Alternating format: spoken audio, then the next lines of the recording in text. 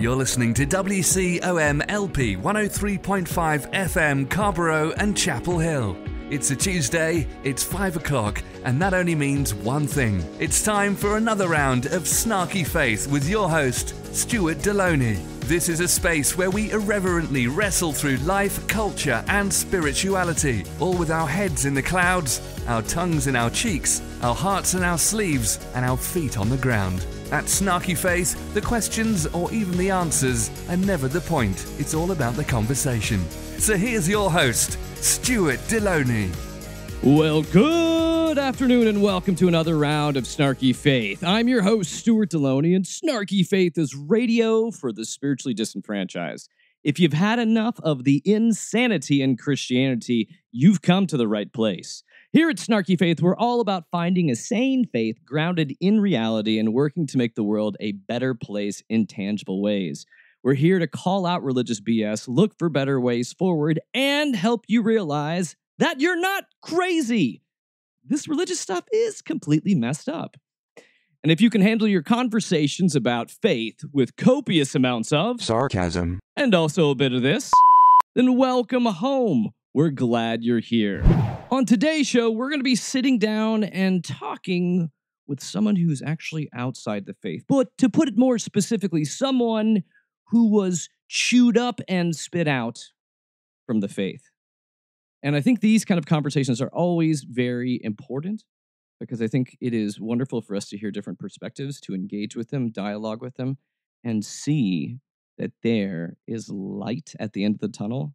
Especially as you decide to leave toxic Christianity. But before we get to all of that, just a reminder that this broadcast and all past podcasts can be found at snarkyfaith.com and wherever else you listen to podcasts. Amazon, Apple Podcasts, Google Podcasts, iHeartRadio, Spotify, YouTube. We're there. We're everywhere. Just look for Snarky Faith. And if you want to interact more with the show, you can find the Snarky Faith page on Facebook. You can drop me a line at stuart@snarkyfaith.com. That's STUART@snarkyfaith.com. And if you want to leave a message that just might end up on the air, you can record it on our website, snarkyfaith.com. So just a bit of a warning that as we enter into our conversation today, for those that have been through church trauma, like myself, raising my hand here, that some of the content that we're going to be talking about could be triggering to. It's going to involve conversion therapy. We're going to be talking about how the church treats the LGBTQ community from the inside. So just wanted to give you a bit of a heads up about that as we descend into this.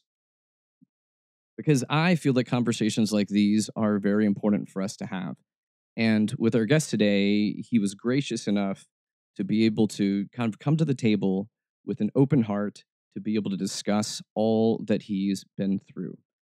The good, the bad, the trauma, the therapy, the recovery. Because it's just a good reminder for all of us that we are all hopefully moving towards becoming more healthy, that we're all moving towards a place where we're learning to love ourselves and have more compassion for others around us. And these are the types of conversations that are important for us to engage in, to listen to.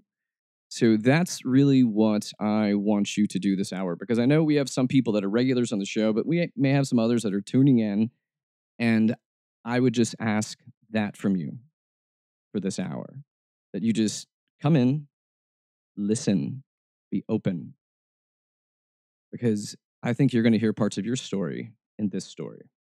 So let's go ahead. I have the pleasure of sitting here today with George Azar, the author of the new book, My Gay Church Days, a memoir of a closeted evangelical pastor who eventually had enough. So George is a former pastor. Now he's an author and an advocate. George, welcome to the show. Thank you so much, Stuart. I'm so happy to be here. Yeah, thank you for your platform and just excited to jump in. And I just want to tell you that I really appreciated just reading through all of this. This is like, it's an emotional roller coaster to go through your book. But it's a beautiful story that's told in a very just raw, honest, open, and authentic way that I feel like it makes it so accessible. And I also think it's an important book right now, especially with the way a lot of states are turning, against LGBTQ youth trans youth, all this that's happening right now, we're in a sad state. Yeah. And I love being able to have a voice to tell people, hey, you're not crazy out there. Now tell me so far, like how has been the response so far to your book? Yeah, no, thank you. It's been very interesting. The people who have read it, same response, and that was kind of the whole heart and soul behind the book was really just to be authentic. And for so long I've been hiding myself. Especially in evangelical Christianity, it was very much this. I could not expose who I truly am because if I did, I would not be accepted in this group. I would be ostracized. I'd have to reintegrate into quote unquote normal society. And so it definitely, for me, it's been a process of just being able to hear other people and how they relate to my story. It's so cool because, like, again, for those who have been reading it, I get DMs on Instagram and just these oh my gosh, I had very similar stories. I can't believe that this happened to somebody else. So, which is very confirming about the whole heart and soul behind putting this piece of work out there. I haven't really gotten many haters. I have in general, but not necessarily to the book in and of itself. Most of it has actually been a very positive response. I'm so glad to hear that for you. And I think that one of the natures too that makes it, at least it connected with my story in many ways as well, because I feel like growing up around the church, it did teach me self-loathing. It did teach Mm. me that like I was messed up and there was just whatever was wrong with me and I needed to somehow fit in to change. And I think that's a commonality that will speak to a lot of people, I think, through this book. Yeah, absolutely. I mean, the whole premise of salvation is you're the introduction of you're a dirty, rotten sinner that needs saving. I mean, that premise in and of itself is dehumanizing, if you will. Then you throw in the element of sexuality and having a sexual proclivity to the same sex. I mean, that in and of itself and the connotations that are associated with that are so what I call create a psychological dysmorphia where it's like, I first enter this group, with the premise that I am a dirty, rotten sinner, that I'm beyond, redemption, if you will, but only by the grace of God.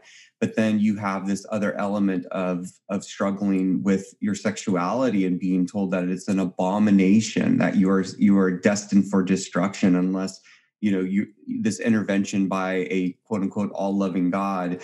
I guess the best word I can think of is just dehumanizing. Mhm. No, I think it's a good word to use, and it's very applicable to the situation. Now, one thing that what I found interesting about your story is that you weren't raised around evangelical Christianity.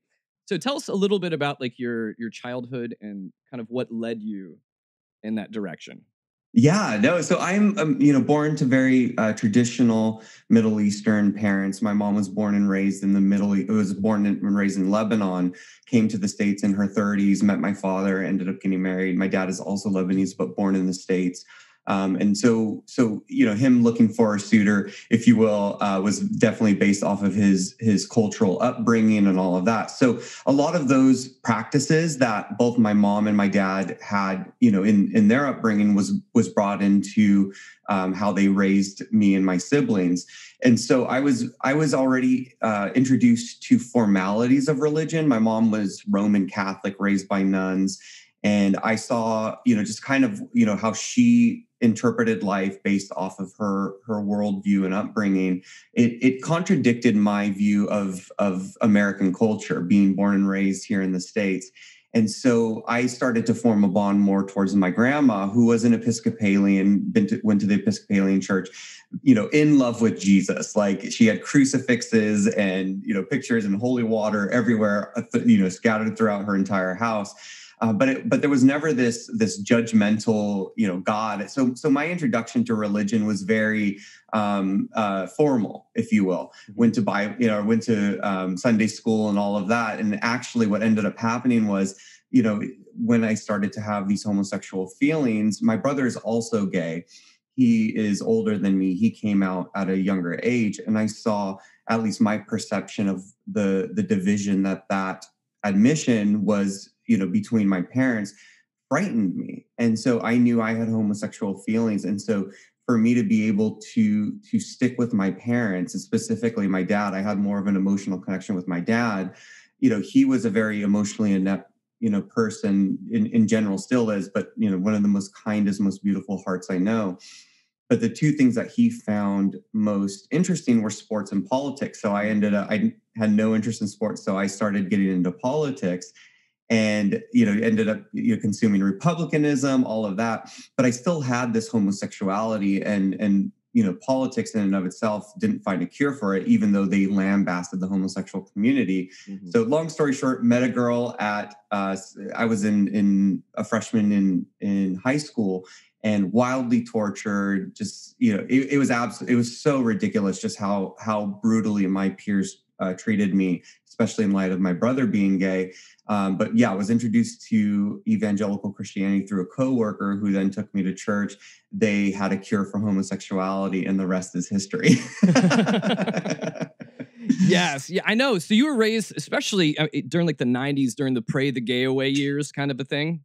Is yes. that, yeah, entered into that? And so it seemed like through the book, like there was a theme of belonging or seeking a place to belong.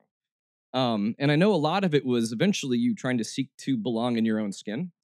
But initially it was trying to find a place in the world that you did belong. And church provided that at first, didn't it? Absolutely. It's so funny you mentioned the 90s. Yeah, the perception of homosexuality was not, the negative connotations of homosexuality was not exclusive to religious circles. In the secular circle, it was thought you could shrink the gay away. And that's largely in part to the stigmatization of homosexuality being associated with pedophilia and bestiality, as well as the mental condition of homosexuality. It was just in the 70s that it was declassified as a mental illness. And so a lot of that generation was raised to believe that homosexuality was, a mental condition, where, the church then put it on steroids and said that it was associated with pedophilia and bestiality. And so absolutely, just to belong in society, whether it be with my family or my peers, it was more important to me to disassociate with my sexual identity than to embrace it, because if it wasn't for these groups, if you will, whether it be in the church or in secular culture, I knew that if I was to come out gay, I would be lambasted for it on both ends. And so exactly, like the whole heart and soul behind the faith was just to find a place of belonging and acceptance. Which was also taught to me in therapy. I mean, I didn't realize the complex until years later after leaving the faith. I was like, oh my God, this is so true. And I have another story about that with documentary, but yeah, we could talk about that.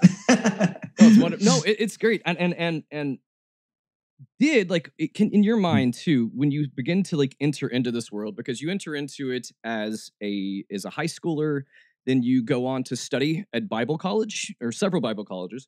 And you wanted to find a way to fit in and fix yourself. Is that kind of what was pushing behind you? Like, I somehow need to fix myself. God will be happy with me, and this is the way to do it. Is that 100% correct? I mean, I remember the first time that I heard that homosexuality was a sin, and then being introduced to somebody who had been healed from same-sex attraction.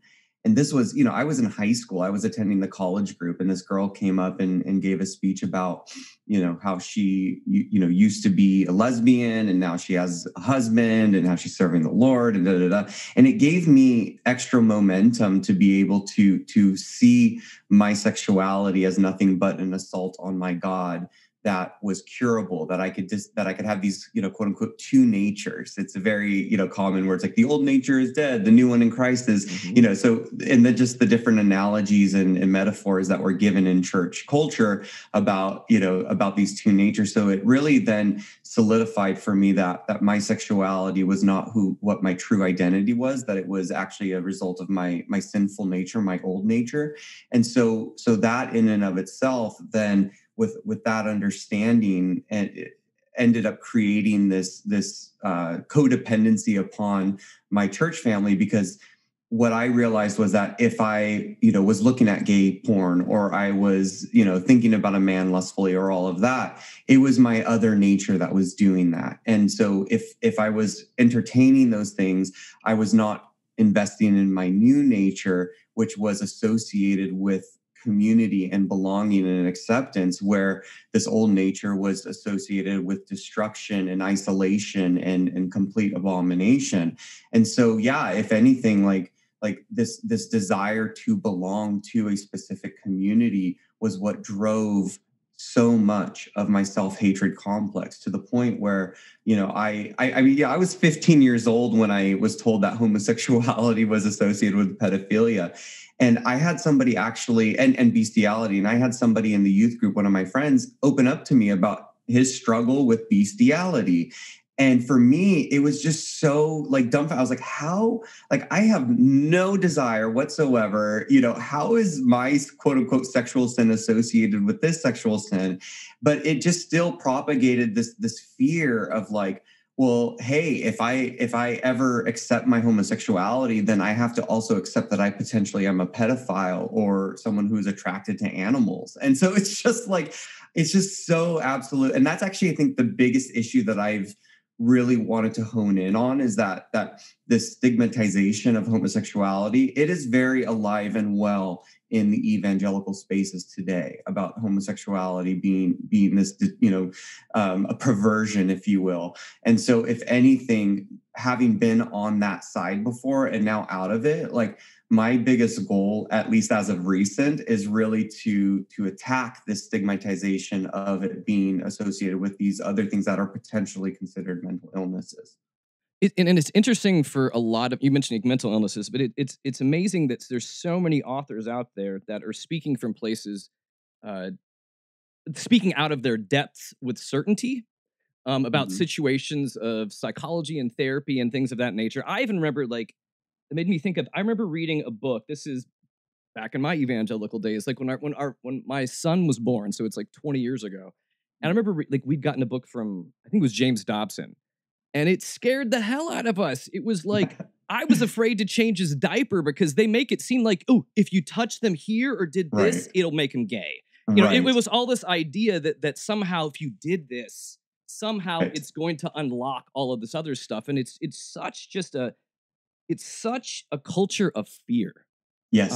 that's not really based on science or or Yeah. anything of the Yeah. nature. It just seems like people have pulled a lot of these things out of their ass, um, Yeah. and it's destructive as hell. Um, Absolutely. I mean, classic example, taking it out of, psychology, look at the science realm, if you will. It's like this explanation of, the universe. It's like everything is funneled through this very specific worldview. So if it doesn't fit inside of the context of the Bible, then it's blasphemous, it's wrong. I mean, carbon dating is a perfect one. I was a huge proponent of defunking carbon dating or debunking carbon dating and all of that.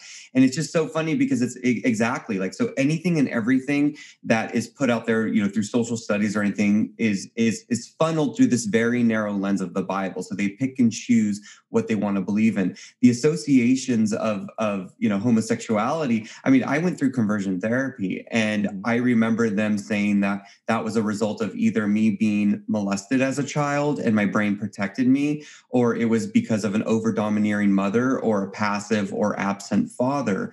And so all of these things, these are exactly like they are created out of thin air in order to explain something that is much more complicated, oversimplify something that is much more complicated than these feebly minded claims. And then anything and everything that comes against what they believe in is demonized. It's inspired by the devil. It's don't listen to secular culture, they're of the world. I mean, exactly. And exactly to your point, it's all fear.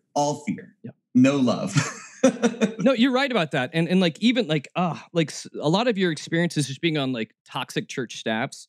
I've been there, done that. I Mhm. have done that, and it begins to make you feel, especially when you have people that are of spiritual authority, like that are higher Mhm. up on the hierarchy. It makes you feel like, well, maybe I am doing something wrong. Right. Maybe the critical thinking in my brain, ooh, maybe that is from the devil type of a thing Right. too. So I just need to just be quiet and submit and Mhm. listen to whoever it is in authority, which only breeds toxicity, especially in the Yeah. typical hierarchical systems that we have set up in churches.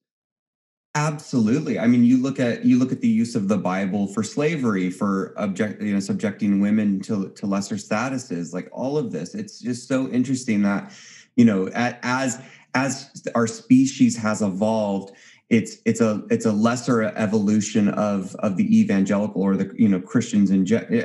I don't mean it like, I don't want to, like, because I two of my best friends are still very much Christian, beautiful people, exemplify the teachings of Christ. So I don't mean it in disrespect of anybody who's listening that may still identify as a Christian, but Christianity, you look at its origins and what it was birthed out of. You look at the Roman Empire and how Constantine paved the way for Christianity to become the empire's dominant religion. And I write about this in the book, and I have my thoughts about that and why that's the case. But ultimately, then if you want to rewind and you go back to the origins of religion in and of itself, the purpose of religion was be able to keep social order. It was, as population started to become more advanced and grew, it was in order to keep people in line, because having a polytheistic or monotheistic deity give the rules on how people should conduct themselves was much more effective than mere mortals actually give. So if we look at that, and then we just see about especially in the New Testament and these orders that Paul gives. I mean, classic examples in First Corinthians, where it talks about God being the head of man and man being the head of woman, where it's like this whole patriarchal system. It's like based off of the interpretation of any denomination, you can use those Bible verses to keep people in conformity, to keep them in control. And so, anyway, all that to say, it's a control mechanism. Yeah, no, and I want you to speak to this like from on two different levels too, because I find it interesting that well, one, you have been a pastor and you have been on staff, so I feel like I want you to unpack a little bit of those unhealthy trends that happens being on staff, with the church and Mm. how they control you. But then on the flip side, what are some of those things that you've seen that the church uses to control and make people conform? Yeah, yeah. So when the one specific church that I write about, where I was on staff at Bayside Church, the I mean the the patriarchy was alive and well, to say the least. The senior pastor at the time was very much a zealot for his own personal convictions and pressing them upon the congregation. Now, the congregation was not held to as high of a standard as the leadership, and I came to know that as I started to enter leadership. But yeah, I mean, in the sermons, I mean, you would see, like, they would do either series, or they would go word by word in the Bible through a specific book of the Bible. And so many times the teachings were, it almost was like they needed an excuse to talk about a certain conviction that was on their minds. And so it's like, they could pull a random verse out of Romans and then go off on a completely different rabbit hole. But exactly this idea of there being this pecking order, that the senior pastor, I mean, the first and foremost belief is that the senior pastor was established by God. They have a direct communication with God on how they're going to lead the flock. So having that understanding as a congregant sitting in the pews or in the chairs, and having this understanding that what is coming from the pulpit is actually inspired by God, as if it was Bible in and of itself, first then creates the first level of control and deception. As I started to get, higher up in the ranks and then started to serve, I wasn't on leadership, but I was serving. I was doing, then, I would have meetings with the senior pastor and any other pastors, whether I was helping out in the youth group, whatever. And then they would go off the rules and say, you can't have any alcohol, whether it be in the privacy of your home or in public. So that was one of many rules that were laid upon us. But then as I got on staff, I mean, it literally was on steroids. I write about it in the book, where I was being monitored on what I was posting on social media. Literally posted a Bible verse, and within minutes got a phone call from the senior pastor saying, take that down, because it supported the doctrine of Calvinism, and we were of the Arminian, belief system. I mean, it's a steady trickle towards control, but you're willing to do it because it all is an act of obedience ultimately to the God that you serve. So anything and every act of submission that you commit is a direct reflection of your worthiness to the faith, if that makes sense. No, it does. It does. And I think that I thought you did a very good job in the book also talking about this kind of a concept of conditional fellowship versus actually having authentic community with people. How churches oftentimes we will have these things. We have like a conditional fellowship. So you're good as long as you're doing these things. But real community is a lot more flexible and hopefully loving. No, absolutely. I mean, it's so funny because like the Christian faith prides itself in God's love and agape love and love for everybody. But that's just in principle. It's not in practice. It's very much like I remember just even being on staff when somebody literally had a doctrinal difference. It had nothing to do about them questioning their faith or anything like that, but there was a doctrinal difference. And we were conditioned to say, well, hey, wait a second. If this person does not believe in, this doctrine, it almost was like a light switch was turned on or off, where it was like, all of a sudden you're no longer in the fold. Therefore, they became a project rather than a person. And so it was very much like, well, how can we condition this person to then come back into conformity with our doctrinal beliefs? I mean, that's, let alone somebody questioning their faith. I mean, that's what happened to me when I was talking about posting that Bible verse and then with the Calvinism. I mean, the first strikes against the bow were this perceived sense that I was a Calvinist, where I was listening to my old pastor who apparently had Calvinist sermons and all of that. I mean, that was the start of it. And whether that was an excuse for them to kind of push me out or it was actually a concern of theirs is not up for debate. It's up to interpretation. But the whole essence behind that was creating an us versus them, which is such a primal, it's a primal reaction. I mean, this is what our species did, 300,000 years ago when we first stepped on the scene. It was like, how can we protect the community, the tribe against these others? But as our species starts to grow and evolve, we have less of this nationalistic, ideal, these nationalistic ideals, so to speak. But the church somehow has still chosen to be in this primal state of us versus them. And it's all cloaked in this belief of, well, this is God's love. We don't want to, taint the flock, so to speak. And it's like, no, you're just choosing not to evolve with us. Anyway. No, I agree with you there. And so through a lot of your journey here, I want you to speak a little bit, and you have already somewhat, but what is that? Especially it feels like you've been on a journey for learning to love yourself too. And I want you to speak about what is the power that guilt and shame wield over us. And how that's hit you. Yeah. Yeah, that's literally it strikes at the core of all of this. Yeah, so it was a slow trickle. I left the church, but then got plugged into the church of my youth, and I was there for a couple of years to a few years, and it was this thing where I felt like I still needed to be in community. I still needed to find some sort of acceptance and belonging, and so connecting to the church of my youth, as radical as it was in my youth, it was less fanatic and radical than it was than this prior church that I left. But as I started to get more freedom and meeting people that were authentic and real, if you will, my first roommates were really my first exposure to Christians who were actually tangible and thought about things and joked about things that would have been blasphemous to joke about at the prior church. And it almost became this slutty trickle of being comfortable in who I was and embracing my personality without fear of one of my personality traits being labeled as sinful, if you will. Mhm.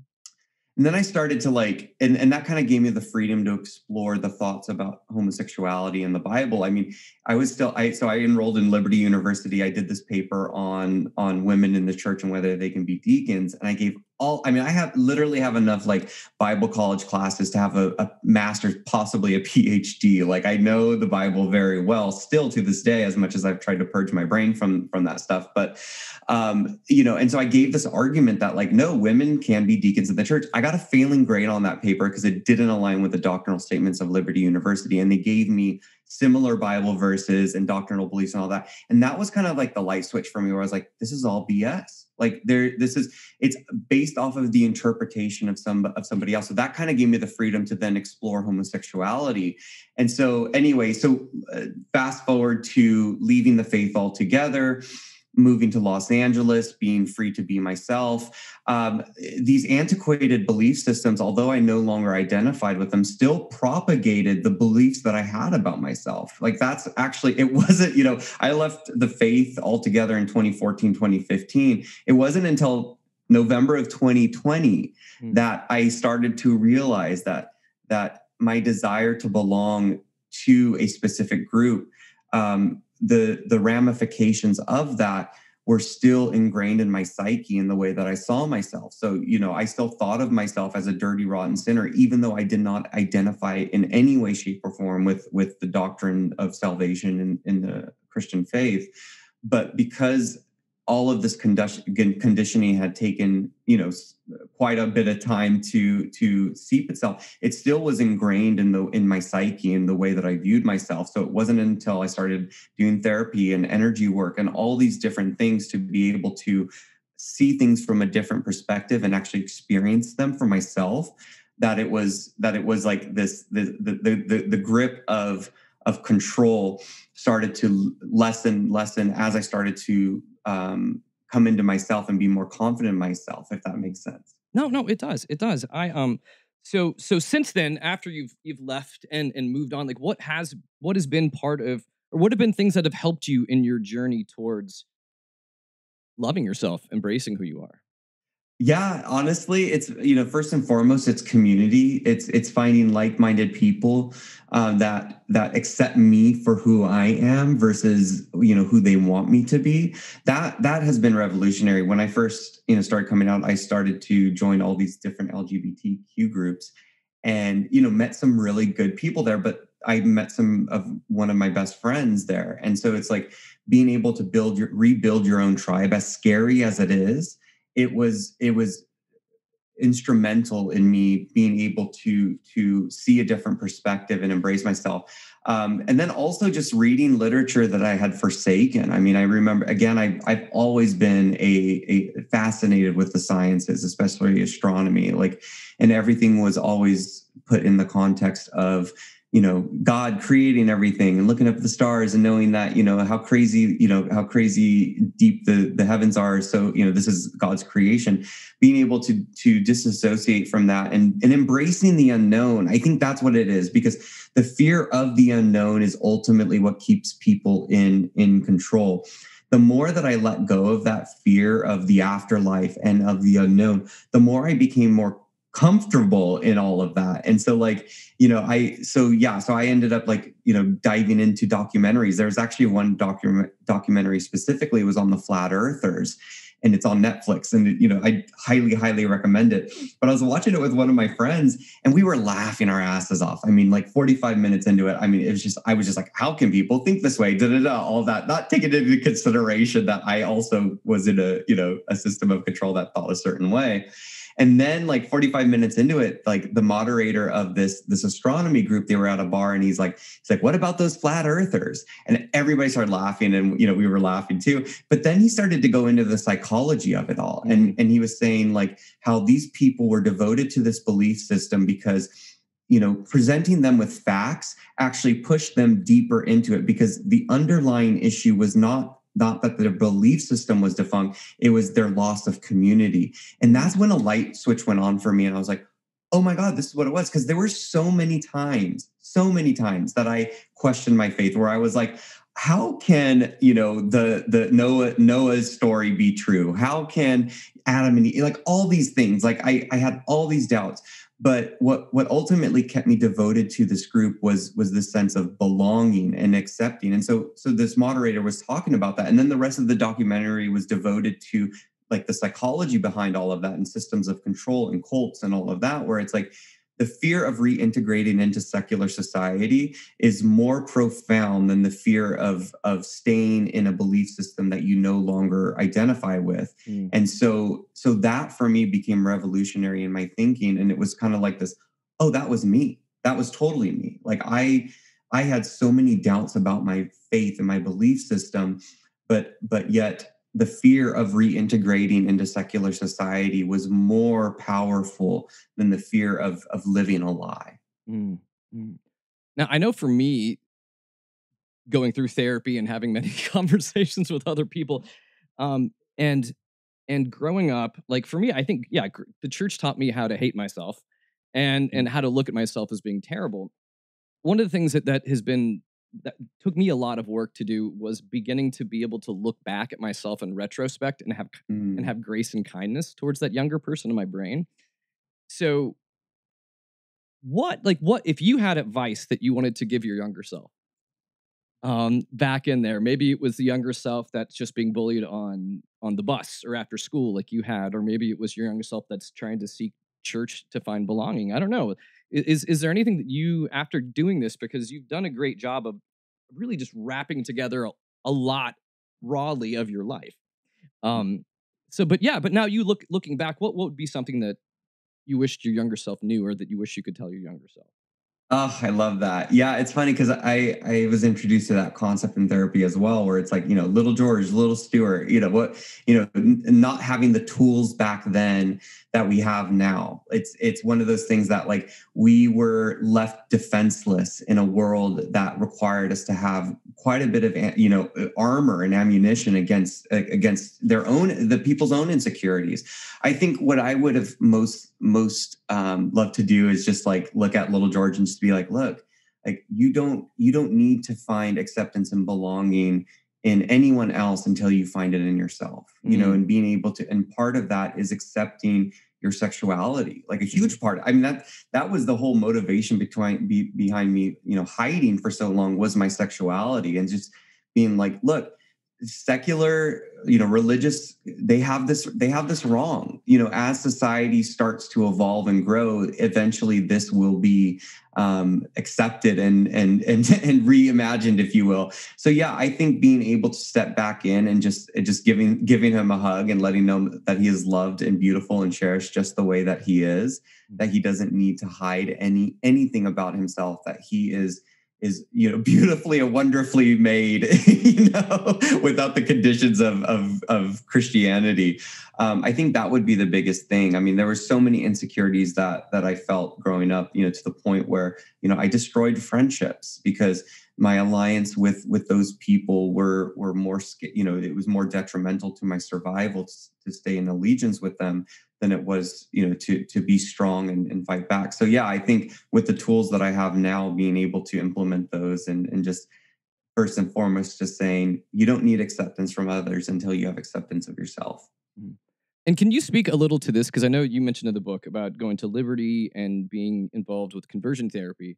Because I feel like that I have an ongoing issue with the idea that pastors that have gone through seminary that may have had one class on counseling somehow think that they're counselors now. I mean, it's just, it doesn't make, it's just out of their depth. And I think that lends into that notion that somehow the pastor is all knowing and he needs to have it all together. But yeah, compare and contrast like what you went through in this weird Christian therapy arena, then towards going to therapy that actually helped.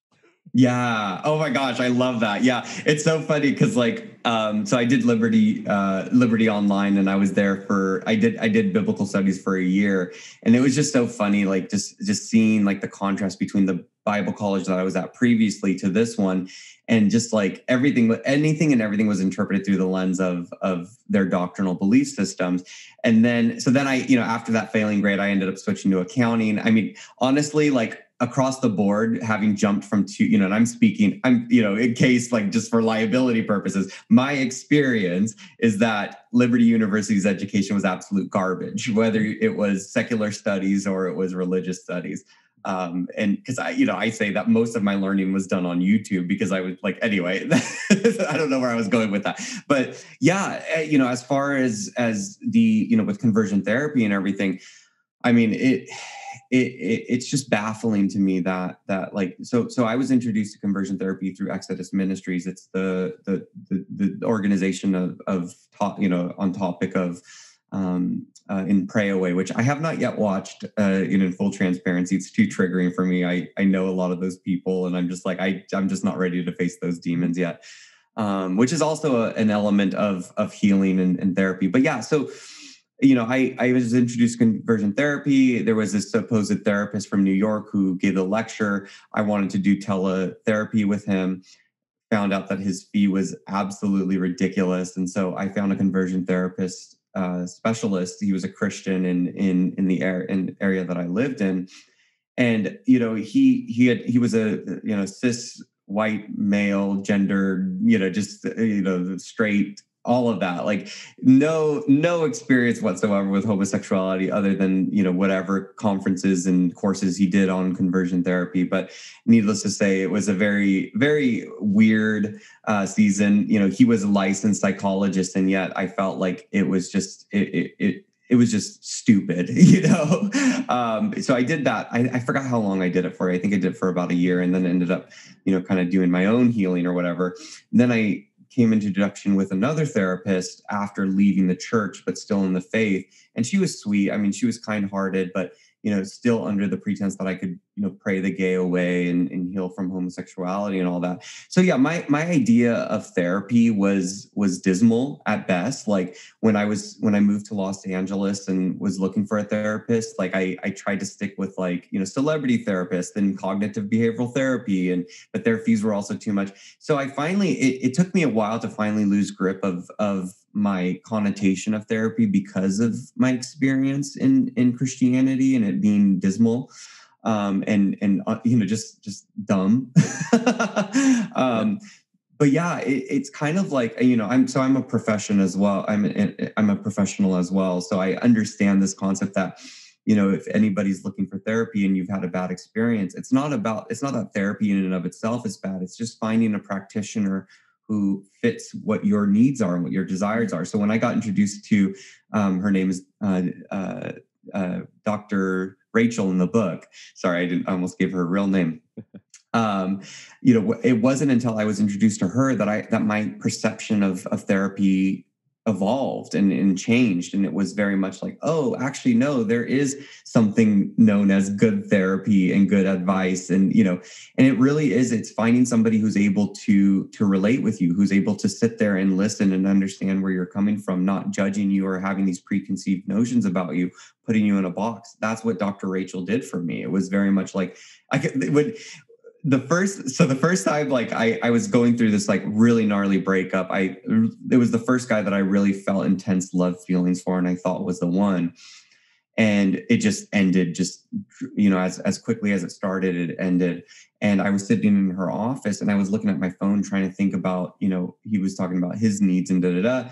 And she could tell that I was distressed. And she's like, what's going on, love? Like, not even knowing who I am, not even, and I explained to her the situation and she's like, well, what do you need? And I literally looked at her. I was like, what do you mean? What do I need? I was like, that concept of need was just so foreign to me. And I was just like, and she's like, well, what do you need in this? And I didn't know. I couldn't explain it. And then I and she's like, well, it sounds like you need da, da, da. And I was like, yes, that's what I need. Oh my God. And that kind of like started this journey of like having empathy and love and compassion for myself by having someone modeling that for me. Just like, I guess one more example was, I was considering plastic surgery because I had body dysmorphia issues. And so I was like, I wanted to get liposuction. And I was like, so I sat there with her and I was like, look, like, I know that this is so vain and blah, blah, blah, da, da, da. And then I was like, but I also see it as a way of me having confidence in taking my shirt off. And I was like, what do you think? She's like, well, what do you think? And I'm like, I was like, no, I asked you. And I was like, well, I think it's both of these things, but I can't figure out which one it is. And she's like, why can't it be both? And I was like, and that blew my mind. I was like, wait, what? There's no answer to this. It's, she's like, yeah, it could be both things. There's nothing wrong with that. And so anyway, like all these different things in therapy, these different tools that I received, where it was like being raised in black and white, and she perceived this in me, and being able to then see what my shortcomings were and my blind spots, and then to be able to bring in truth by not telling me what I needed, but bringing me to my own conclusion. I mean, it was revolutionary for me. It was nothing like I had experienced before. So all that to say, therapy, it saved me in that regard, and by being introduced to someone who modeled what true healthy therapy looks like. Oh, it can be like this, yeah, a breath of fresh air, is to say the least. You know, when you have somebody else at least listen to what you've been through and go, oh yeah, that was trauma. You're like, I'm sorry, what? Yeah, your experience. You know, I had someone tell me this like first session, like, your experience working for churches over the years, you have PTSD from that. And I'm like, and she's like, nope, you do.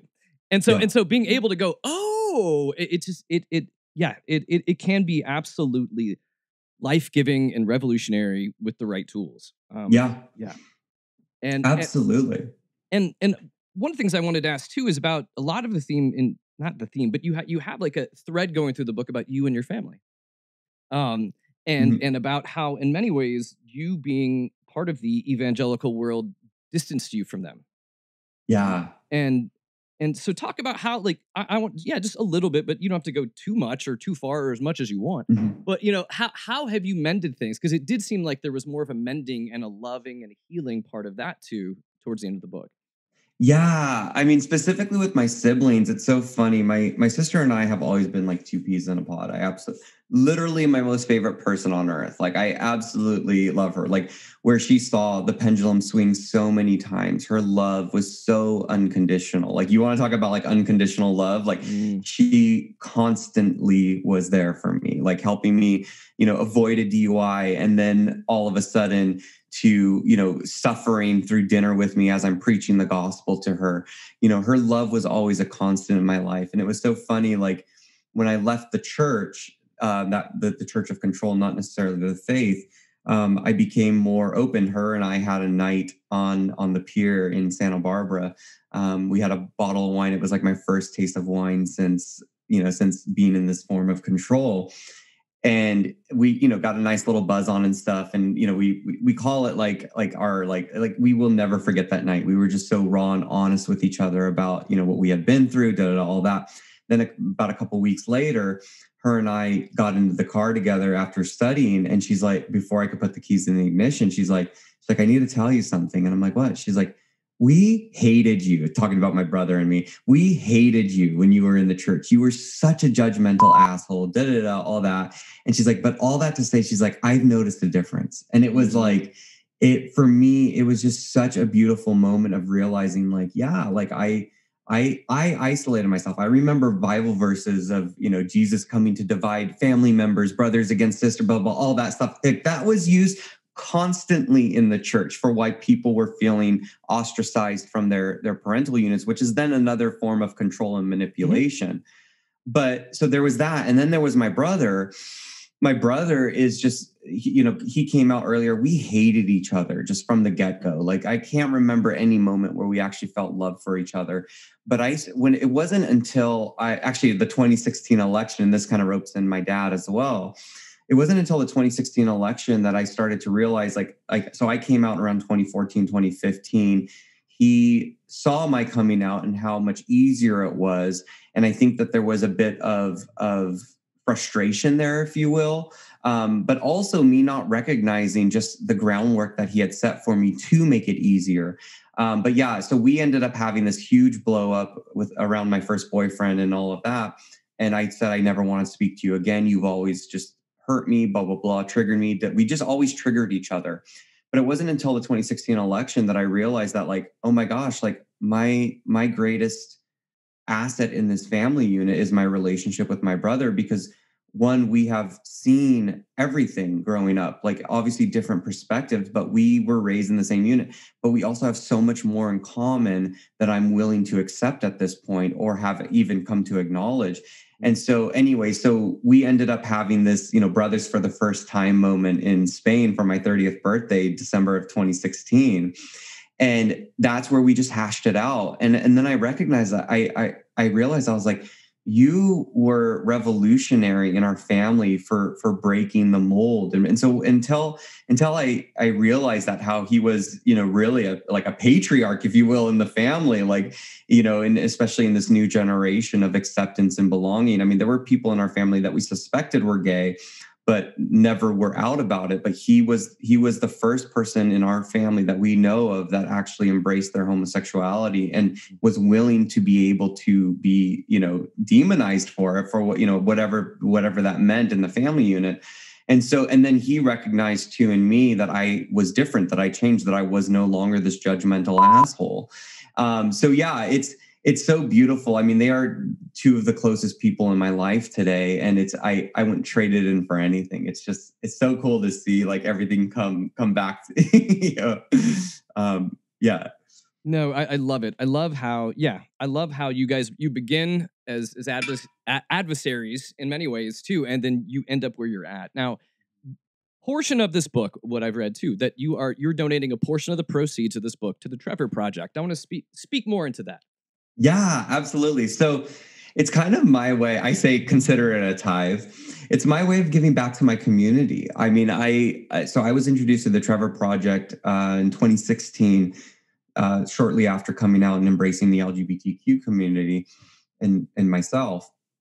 And I realized that, a lot of the systemic BS, if you will, that kids are raised around is around religion, and especially in the South. I mean, if anything, like if I could envision something for this book, it's doing a book tour through the South, to be able to like say, hey, hi, I'm here, I'm queer, and I'm not going anywhere. Like, like just to be able to give, because it's such they're still stuck in this like 1950s mentality, if you will, in so many respects, but especially in homosexuality.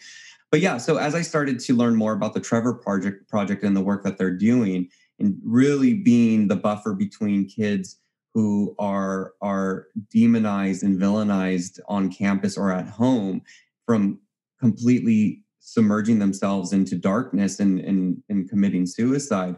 I mean, their statistics are profound. Millions of lives have been saved since the creation of this organization, because they're able to step in and bring resources to our community that are so desperately needed, and yet are not provided in secular culture. And especially if you're in a not to offend anybody, but in a redder state, a lot of the protections that are afforded to LGBTQ people are not there for more conservative, leaning, more Bible Belt states.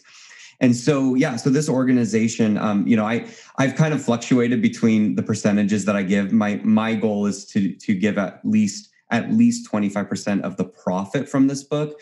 It's been more like 100% lately, because I just I just love this organization so much. I have to be a little bit more responsible as far as meeting my expense obligations on this. But as long as this organization is continuing to do what I call God's work, I will continue to support. And, again, my goal behind this book is not to make a profit. It really is to be a healing tool within our community. And so whatever that means, whether it means directly through, book sales, or indirectly through supporting organizations that are helping save lives, then by all means, like, let's do it.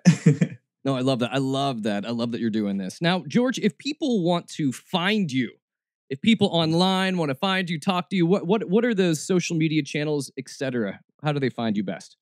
Yeah, so everything is under My Gay Church Days. My website's mygaychurchdays.com. My Twitter and Instagram handle is My Gay Church Days. I'm mostly on Instagram. I absolutely love Instagram. Anybody who's listening, if you're questioning or you're in a place of, just wondering about anything, DM me. I'm trying to make my quote unquote brand about, being accessible. DM me on social media, on Instagram. I think there's an audiobook coming out. It's being distributed. I know that I'm waiting for it to hit Audible. My book's also on Amazon and Amazon Kindle. Those are kind of the main sources. Awesome. George, well, the book is My Gay Church Days, a memoir of closeted evangelical pastor who eventually had enough, by George Azar. That's Azar. George, I thoroughly enjoyed the book, and our talk, I really just enjoyed our time together, getting to know you today too. So thank you so much for your time today. Thank you, Stuart. I really enjoyed it too. This has been absolutely wonderful. You're such a great person, and thank you for what you're doing and using your platform to really advance our species. Thank you so much. Thank you for that. Much thanks to George for being on the show today. But before I send you off, I just want a reminder for you to share the show, subscribe, and give Snarky Faith a good review over on Apple Podcasts. It helps get out the word to new listeners. And if you want to reach out to me directly, hit me up, Stuart@snarkyfaith.com. That's STUART @snarkyfaith.com. Thank you all for being a part of this show week after week. I appreciate you all. I appreciate your openness to show up here to be a part of Snarky Faith. And as I release you out into the wild, wide world, I send you out with the holiest amount of grace, peace, and snark. I'm out of here. Catch you guys again next week. Peace be with you.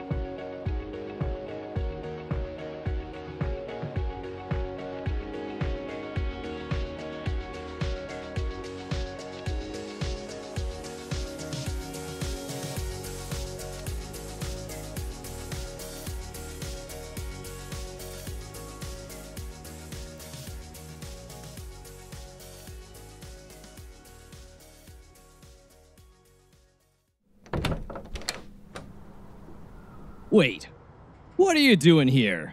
You greedy little bastards hanging out after the show, looking for extra Christian crazy? What? Yeah, I kid. I love you all. Thanks for hanging around after the podcast. We had a lot going on in the show today, so what I'm going to give you is just the taste of crazy you need. So crazy, it'll make you cringe.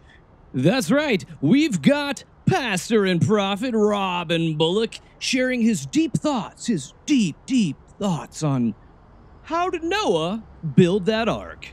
So here you go. Christian cringe. No, God, please, no. And you have to ask yourself this: how did he move those timbers around? Yeah. How did he pick up those timbers and move them around? Well, there's something called, everything has a frequency.